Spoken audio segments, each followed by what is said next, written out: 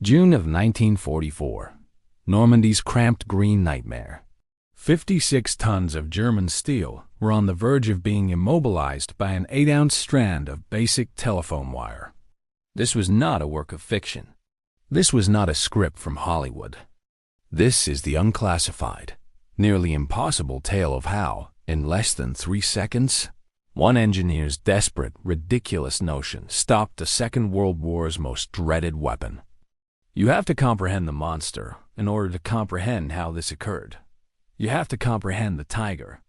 Even the name of the Panzerkampfwagen 66 Tiger I was an exercise of psychological warfare. The Tiger I destroyed the confidence of the Soviet Union and the Allies when it first debuted. It wasn't a tank. It was a stronghold, a 56-ton Predator built with dominance as its only goal. In 1941, its development got underway. Now let's discuss the armor. 100 millimeters of solid face-hardened steel made up the front of the hull. 120 millimeters is the turret front. The thickness of its side armor was 80 millimeters. These figures were a death sentence to an American Sherman crew. The Tiger's frontal armor was impervious to the Sherman's regular 75 millimeters cannon at all distances, including 1,500 and even close range. Each round would just bounce. The terrible mathematics of survival was created by Allied crews. It was believed that you had to be prepared to lose 5 Shermans in order to ensure a single Tiger kill. 5. Consider that.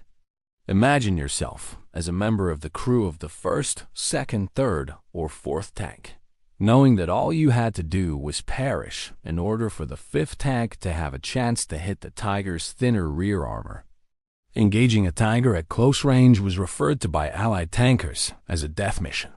They were told to stay away from it at all costs, to flee, to hide, to ask for air backup that might never arrive. As a result, entire divisions were debilitated by a fear of Tigers. Then there was the firearm. The fabled 88 mm KWK-36 cannon served as the foundation for the construction of the Tiger. This was a modified version of the deadly Flak 88 anti-aircraft gun, which was already well known for destroying British tanks in North Africa and shredding Allied bombers from the sky. It was more than just a tank gun. It was a sniper rifle mounted in the Tiger. At 1,000 meters, it could pierce 4 inches of sloping armor. It could pierce a Sherman's frontal armor at a distance of 2,000 meters, or more than a mile. Before the Americans realized they were within striking distance, the Tiger crew could halt, identify an Allied column, and eliminate 5 Shermans. The Tiger was secure. The Allies had no power.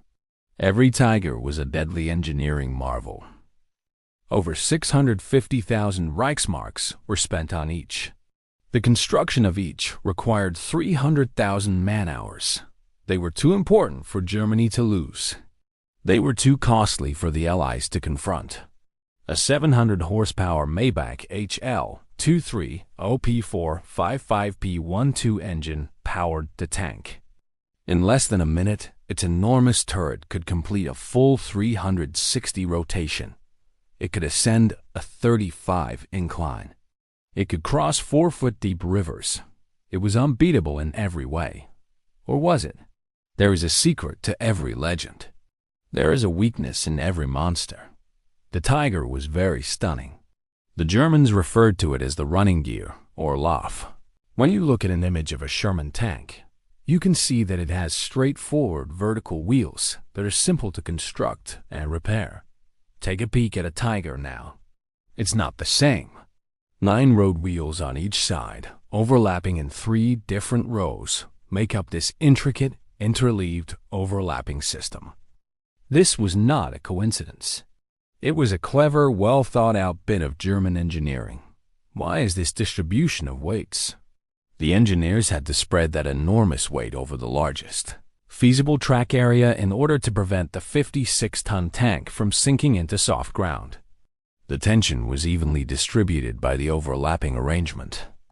Compared to several lighter tanks, such as the Sherman, It provided the Tiger with a ground pressure of only 14.8 pounds per square inch. This allowed the Tiger to move over muddy, soft terrain that would impede simpler designs. Additionally, it provided the crew with a very smooth ride, which enhanced gun accuracy while in motion. It worked flawlessly in the field in theory. It was a maintenance nightmare in reality. The Tiger's weakness was its incredible complexity. Consider those wheels that overlap. When the tank travels through mud, what happens? The mud becomes stuck. Tiger crews endured a daily nightmare on the Eastern Front.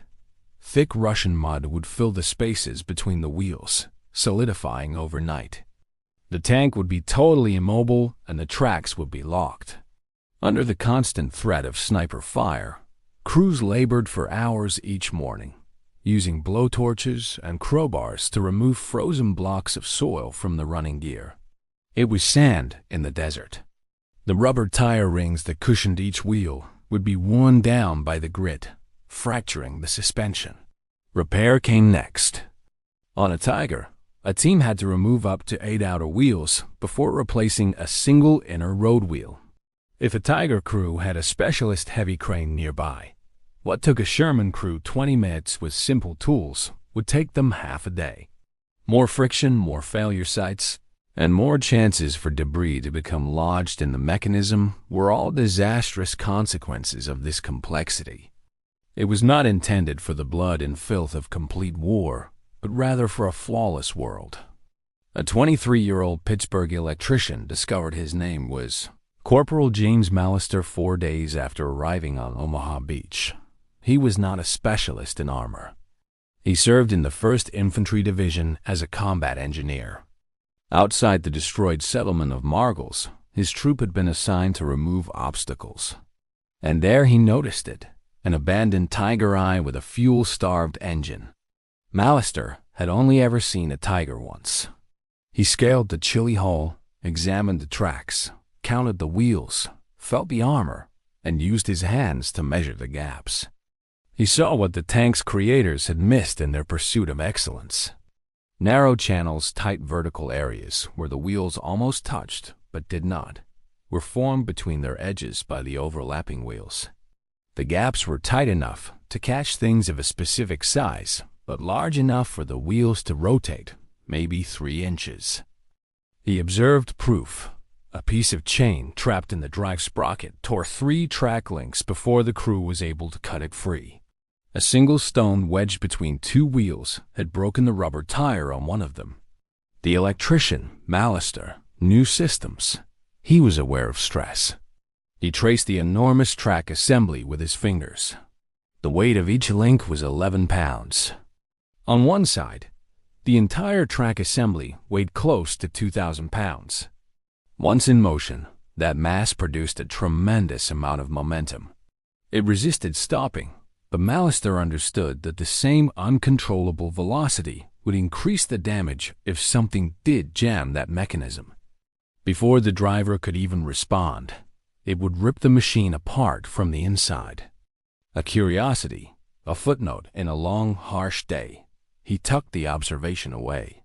His curiosity was going to be the only thing separating 32 men from annihilation when his company was dug in along a hedge south of Carentan 3 weeks later.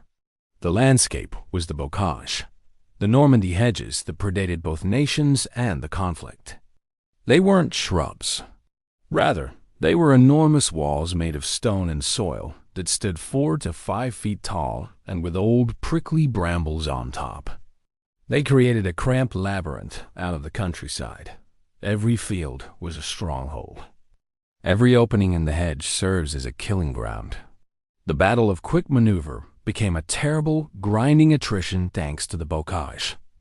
The troops moved forward 1 meter at a time. Tanks lost their ability to see, and their weapons could not move. For open fields, the Americans had trained. Beach attacks were part of their training. They weren't prepared for this. Every Allied advantage was neutralized by the hedgerows. Armor was immobile. The dense canopy made it impossible for air support to see targets. However, the Germans were familiar with this terrain. They had 4 years to get ready. Every intersection has a mortar firing pre-registration.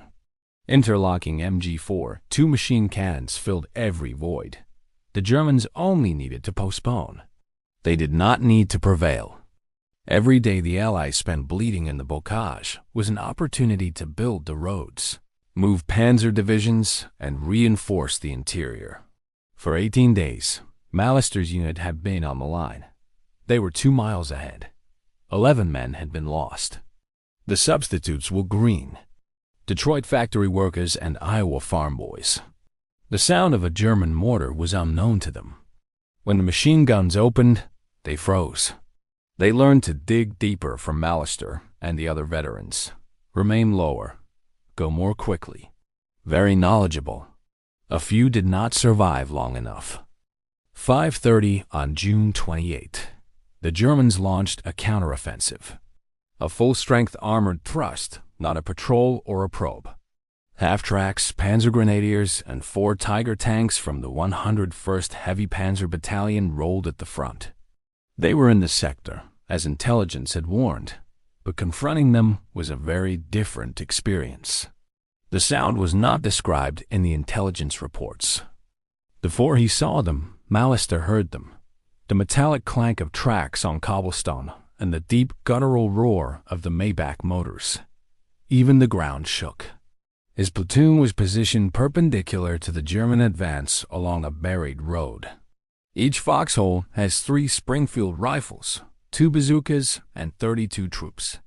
The directives were straightforward: hold until overrun or relieved. Nobody thought they would be able to stop 4 Tigers. Delaying was the goal in order to force the Germans to deploy and buy time for artillery.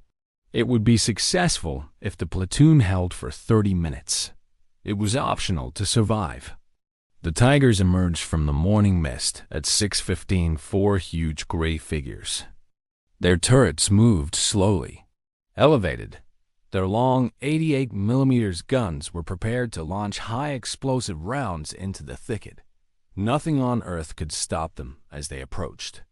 When it fired, the lead tank was 200 meters away. To Mallester's left, a farmhouse was struck by the shell. Timber and stone burst into pieces. Dust from the hedge was knocked away by the concussion. The 3rd Tiger shot after the 2nd. The purpose of this suppressive fire was to keep American heads down as German forces moved up next to them. It had a unique sound. The report of the 88mm KWK-36 cannon was flat, crisp, and cracking. It wasn't the thunderous sound of American firepower. It was more percussion-heavy and harder. The whistling of the shell in flight and the crack of impact followed each firing. Instead of armor-piercing bullets, they were firing high-explosive rounds. Tanks were not the target of the Tigers. They were removing infantry. They saw Mallester's platoon as an annoyance rather than a threat. The strategy was systematic. Shell the hedgerow, move forward 50 meters, shell once more, let their soldiers to sweep the area, and then proceed to the next target. It was a grinder for meat. Mallester peered at the 2 teams of bazookas gathered in their foxholes. They served as the platoon's sole anti-tank protection, although they were ineffective. Mallester was a math whiz. In perfect circumstances, the M1 bazooka could pierce 3 inches of armor. There was a 100-meter effective range. Beyond that, the accuracy of the shape-charge rocket was appalling. The Tiger's frontal armor was angled, reinforced, and 4 inches thick. Even a flawless hit at point-blank range would probably merely shatter or bounce off, letting the crew know exactly where you are. The lower back hull and the engine deck were the only weak spots. You had to let the 56-ton monster pass you in order to attack those. It had to roll over you. Then you had to get up behind it and fire at a machine that was meant to kill you. Mallester's guys were not going to have that opportunity. The hedge would be destroyed by the Tiger's shelling. Any survivors would thereafter be eliminated by their machine guns. It was conventional wisdom. It was a tried-and-true strategy. Against soldiers with more experience than this American squad, the Germans had done it 1,000 times in Russia. It would work if they did it here. Mallister gazed at the road that had sunk. It had ruts from farm carts and was 15 feet wide with hard-packed dirt. It was the only path through this part of the cage that could sustain the weight of a tiger. The ground was too soft, and the hedges on either side were too thick. 3 days prior, engineers had made a check. Within 20 feet, anything heavier than a half-track would bog down. Blind to their flanks, the tanks had to travel along this road in single column at strolling speed. The platoon was to take a stand here. As the Tigers passed, 2 bazookas were set up to fire on the engine decks. Grenade-wielding infantry will attempt to assault the vision ports. It was a desperate attempt at hope.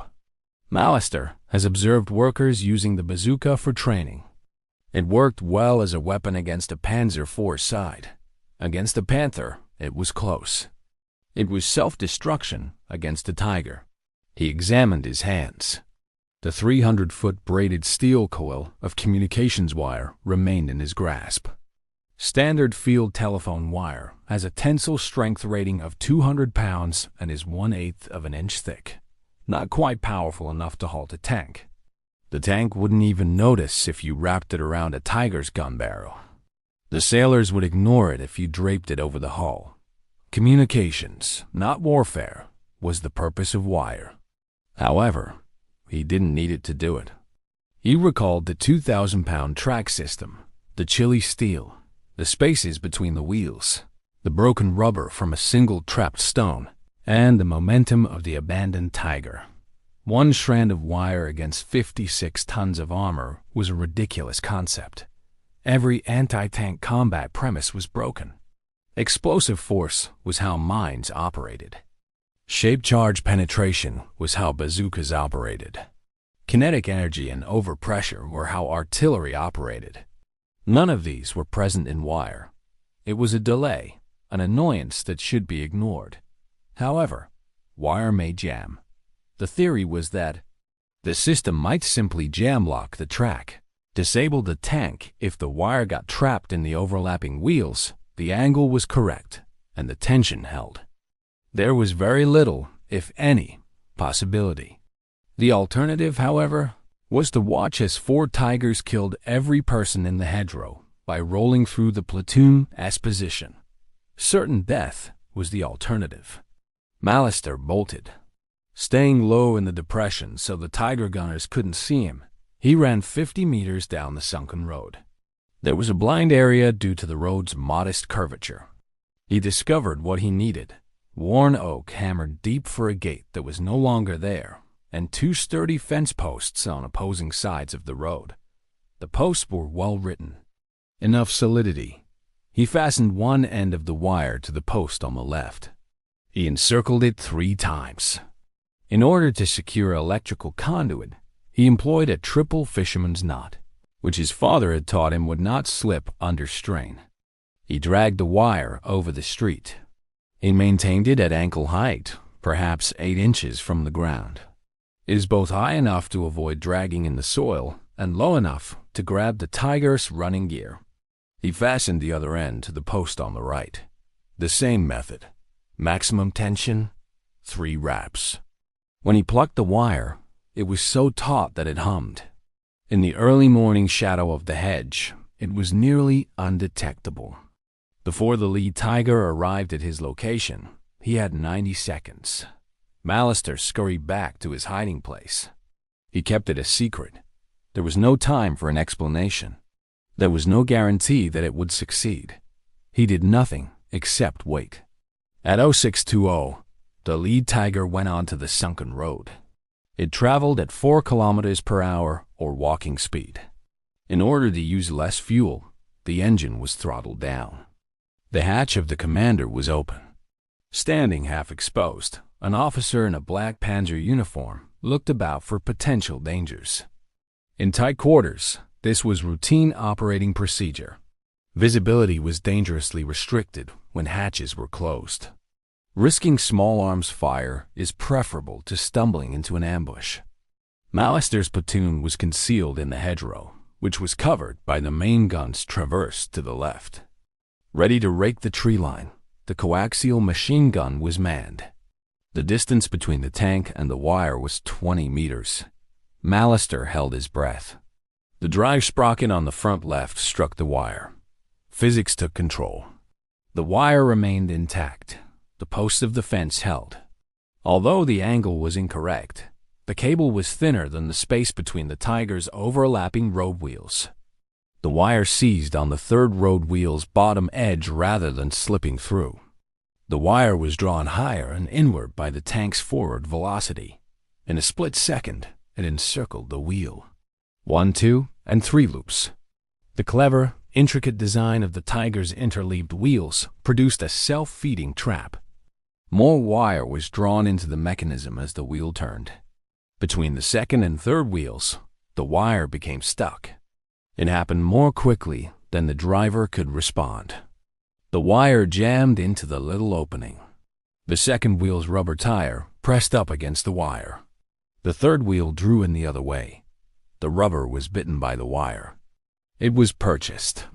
The mechanical advantage of the rotating wheels, multiplied by 200 pounds of tensile strength, resulted in an exponential increase in tension.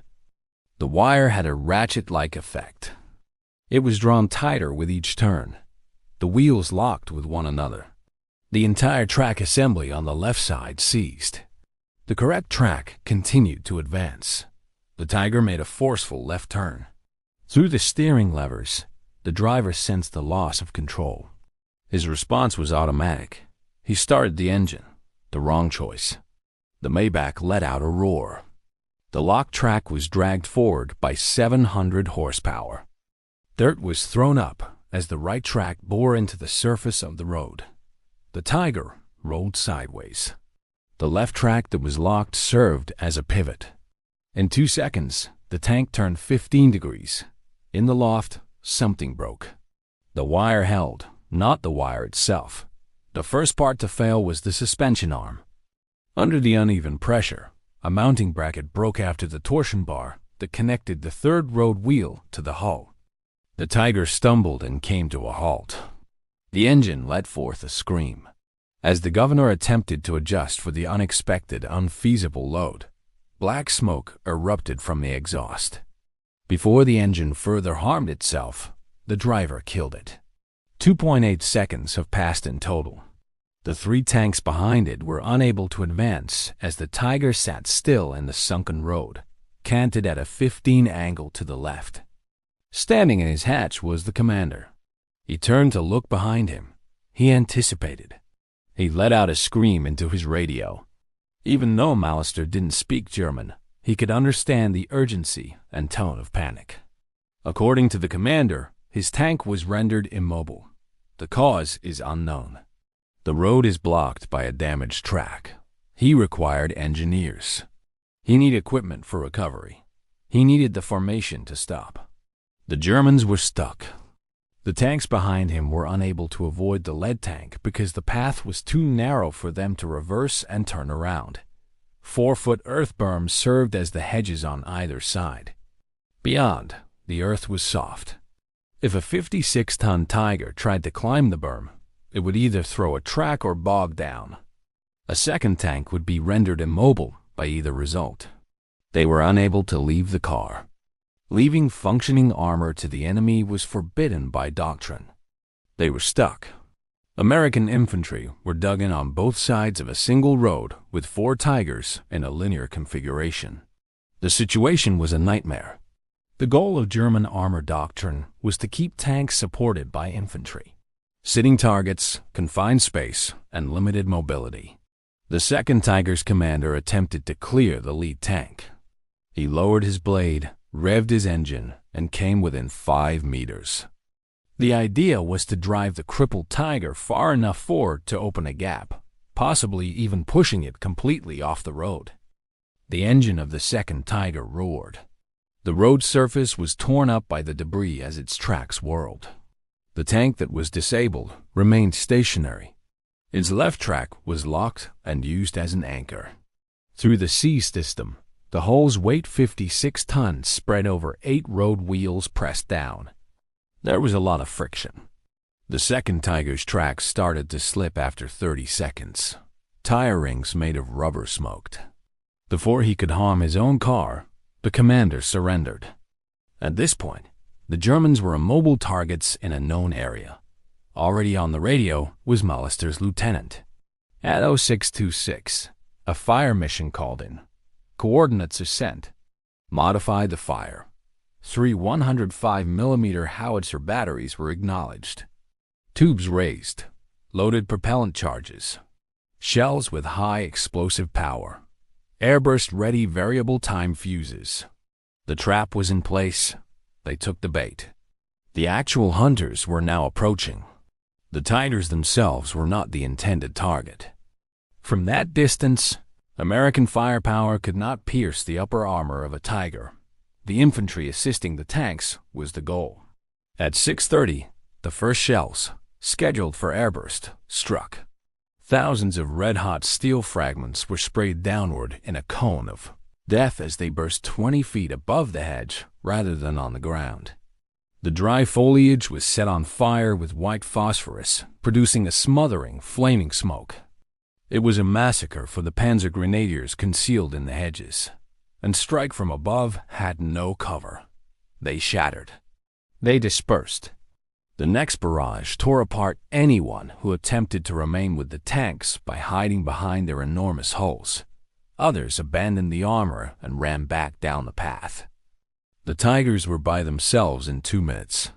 They were helpless and exposed in the absence of soldiers.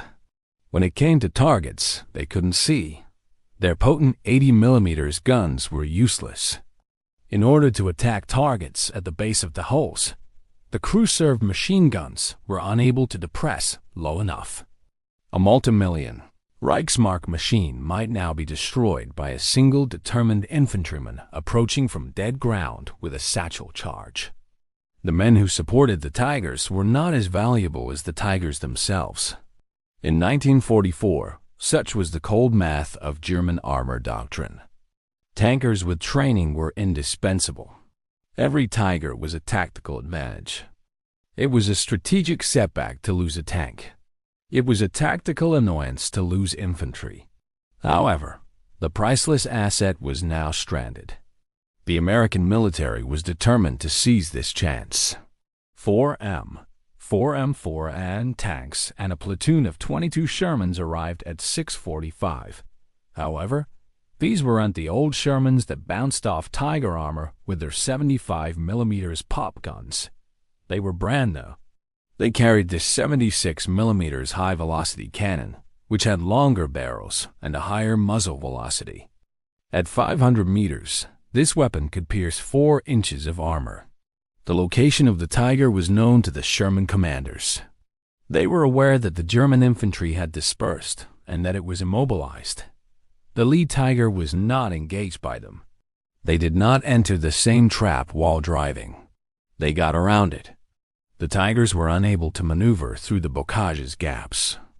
Narrower tracks, simpler suspension, and lighter tanks.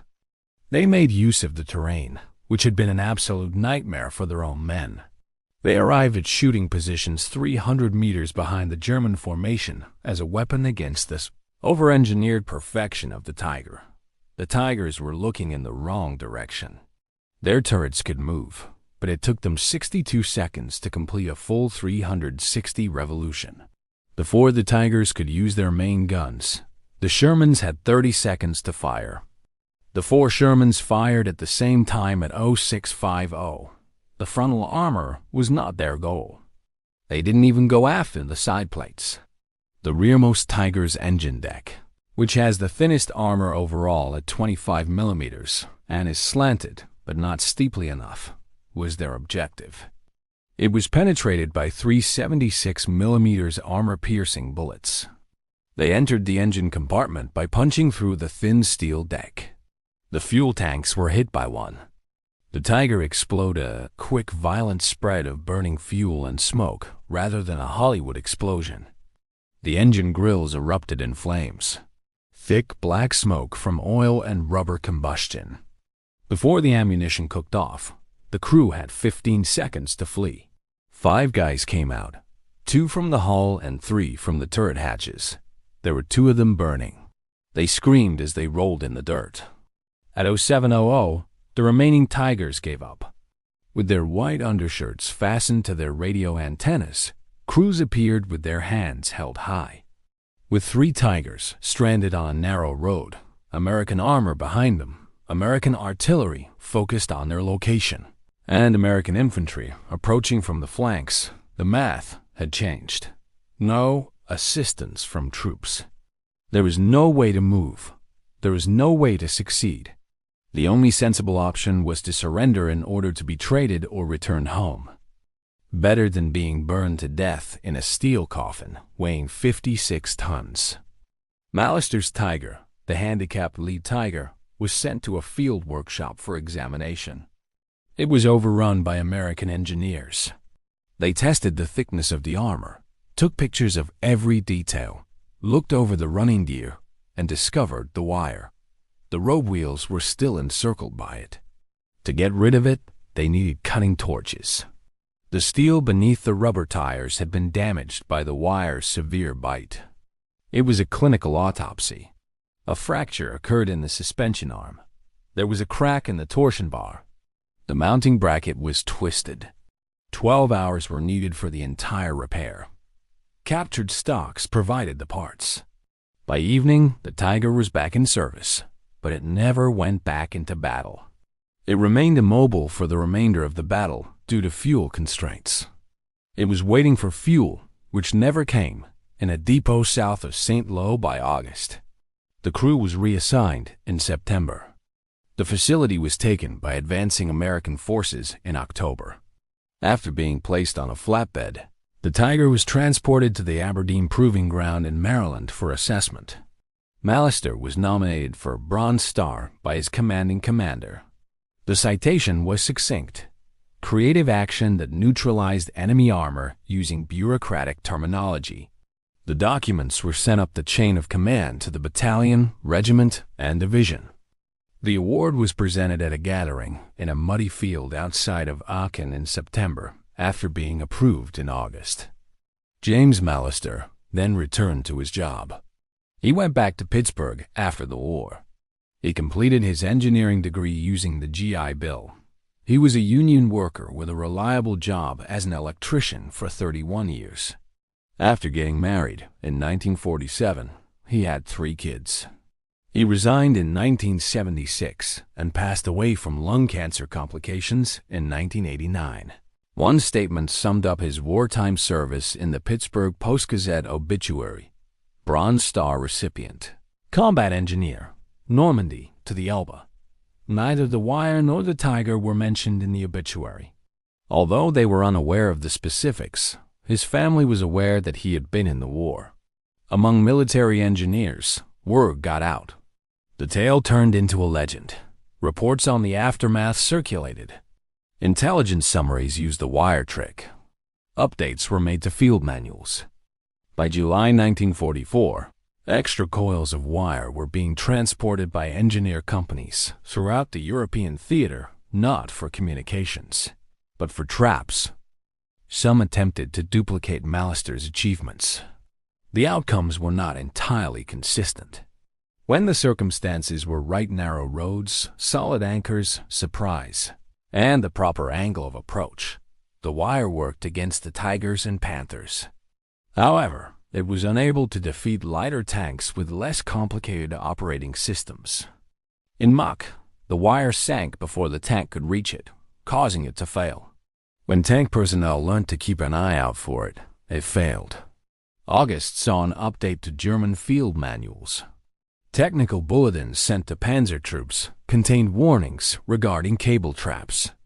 In close quarters, crews were instructed to have one man advance ahead of the formation in order to machine gun the base of hedges or cut any suspect wires. The countermeasures worked. By September, the wire trick was hardly ever effective. Although the tactical window lasted only 3 months, from June to August 1944, its effects were recorded. During that time, wire traps halted at least 11 Tiger and Panther tanks, forcing them to stop in exposed positions where they could be flanked, avoided, or killed by indirect fire rather than being destroyed or captured. A stock tank was frequently just as important as a dead one in the logic of armored combat. Roads were obstructed. It used up resources. Recuperation was necessary. It confined mechanics and engineers. Additionally, Germany's strategic predicament was symbolized by the Tiger. It required a lot of maintenance, was costly, and was over-engineered. It was inconsequential from a strategic standpoint, but dominated tactically. Between 1942 and 1944, Germany manufactured 1,884 Tiger I tanks. The Soviet Union manufactured 57,000 T-34s during that time. The U.S. produced 49,000 Shermans. At that magnitude, quantity could not be made up for by quality. Each Tiger that was destroyed was unique. Each time a Tiger was stopped, resources were wasted. 3 Panthers or 6 Panzer IVs could not be repaired in the same amount of time as one Tiger. The Tiger's demise was the interleaved wheel design, or Laufwerk, which gave it its remarkable capabilities. For perfect circumstances, it was optimal engineering. In the field, it was disastrous. When clean and well-maintained, the overlapping wheels transferred weight admirably. Yet, when fouled, they jammed catastrophically. Peace was necessary for the design to work as intended. It required frequent upkeep, dry conditions, and smooth terrain. None of these were supplied by war. Mud, cable, and debris made up the bocage. In the winter, the Eastern Front was frozen mud, and in the spring, it was liquid mud. It was grit and sand in North Africa. The Tiger's fragility was revealed in every setting. A deeper reality about complicated systems was revealed by the wire trap. They fail in straightforward ways. The fragility of a design increases with its sophistication. Although the interleaved wheels of the Tiger were ideal for distributing weight, they introduced vulnerabilities that were not present in simpler designs. By contrast, the Sherman's vertical volute suspension was rudimentary, consisting just of coil springs and shock absorbers, with 5 road wheels on each side and no overlap or interleaving. Although it was modular, repairable, and fouling resistant, it offered a harsher ride and increased ground pressure. Using simple equipment, a Sherman team could change a road wheel in 20 minutes. To replace an inner wheel, a Tiger team needs specialized equipment and a half day. This idea went beyond armor. The Luftwaffe's Me-262 jet fighter was quicker than any Allied aircraft at 100 miles per hour, but it needed clean concrete runways, which Allied bombers damaged every night, and its engines only lasted 12 hours before needing to be replaced. Although Germany's V-2 rocket was a technological marvel, it fired a 1-ton warhead with mediocre precision and cost as much as a 4-engine aircraft. Germany's incredible weaponry was an engineering marvel and a study in impracticality. They lost wars and won battles. They displayed both strategic bankruptcy and technical dominance. They demonstrated that sophistication without sustainability leads to failure. Simpler weaponry manufactured in vast quantities helped the Allies win. Although America produced 50 Shermans for every Tiger Germany made, the Sherman was not as effective in direct battle as the Tiger. Mallister didn't comprehend any of this. He did not work as a strategy analyst. As an electrician, he was familiar with how machines malfunctioned. He considered jamming it after noticing a hole in the wheels. There was only a man with 300 feet of wire and 90 seconds to act. There was no elaborate analysis, no great strategy, and no profound comprehension of German technical philosophy. Only the desperate calculation that it was worthwhile to do anything. It was sufficient if the alternative was certain death. Wire traps did not start the war. It activated mathematics, industrial capacity, and logistics. However, in local contexts, individual acts mattered. In one hedge, a disabled Tiger saved 32 lives. The wire trap is still in place. It can be found in scholarly articles on improvised anti-tank measures. case studies at the Army Engineer School, and training manuals at Fort Moore. It symbolizes a fundamental aspect of combat that goes beyond technology. Complexity begets fragility, creativity seeks weakness, and desperation fosters innovation. Mallister never professed to be creative. "I just didn't want to die that morning," he stated in his one and only recorded interview, which was conducted in 1987 for a local newspaper looking into veteran stories. "I held the cable. The posts were there. It appeared worthwhile to try. I didn't think it would work, but there was no way that doing nothing would work either. Worthwhile to attempt." Battlefield innovation across centuries can be summed up in 2 words. Most attempts are unsuccessful. A handful are successful. Successful people are remembered, examined, and mythologized. The mistakes are lost in the din of battle. Luck frequently makes a difference. The Tiger would have driven under Mallister's wire if it had been 6 inches higher. The posts would have broken if they had been rotting. The commander would have ordered infantry ahead if he had been more circumspect. However, the variables were in line. The Shermans flanked, the Germans surrendered, the wire held, the trap jammed, the formation stopped, and Mallister lived. In August 1944, the WWII was put out of production. Germany redirected its resources to the Tiger II, which featured more intricate mechanisms and even thicker armor. Its wheels overlapped as well. The weaknesses persisted. This is something that contemporary armor designers keep in mind. Modern main battle tanks have simpler suspension systems that put maintainability ahead of the best possible ride quality, and they use fewer, larger road wheels, 6 per side on the M1 Abrams and 7 on the Leopard 2. Every tank design took into account the lessons learned from the Tiger's mistakes. Reliability is crucial because elegance is precious. Without robustness, complexity is a liability. That lesson was learned in blood and steel in June 1944. Mallister used wire and 90 seconds of bravery to teach it. Mallister's wire is still in existence today. It is kept in a climate-controlled case at the Infantry Museum at Fort Moore, Georgia. A textual card outlining its purpose is shown alongside it. The majority of tourists pass it by without pausing. The wire is unimpressive, with rust patches, fading green fabric insulation, and frayed steel cable. Nothing dramatic, nothing that would imply its importance. However, it halted a machine that was meant to be unstoppable. It demonstrated that 8 ounces of wire applied at the proper time and location could destroy 56 tons of armor, 4 inches of hardened steel, and 700 horsepower. It proved that vulnerabilities exist in all systems, regardless of their level of sophistication. The lesson is about viewing systems as they are, rather than as they should be, not about wiring. The Tiger was designed to be dominant, but it was also a collection of parts that were under stress, including wheels, tracks, pins, and brackets, all of which may fail. Mallister didn't target the Tiger's advantages. He went toward a seam in its intricacy. He discovered the boundary between sophistication and vulnerability.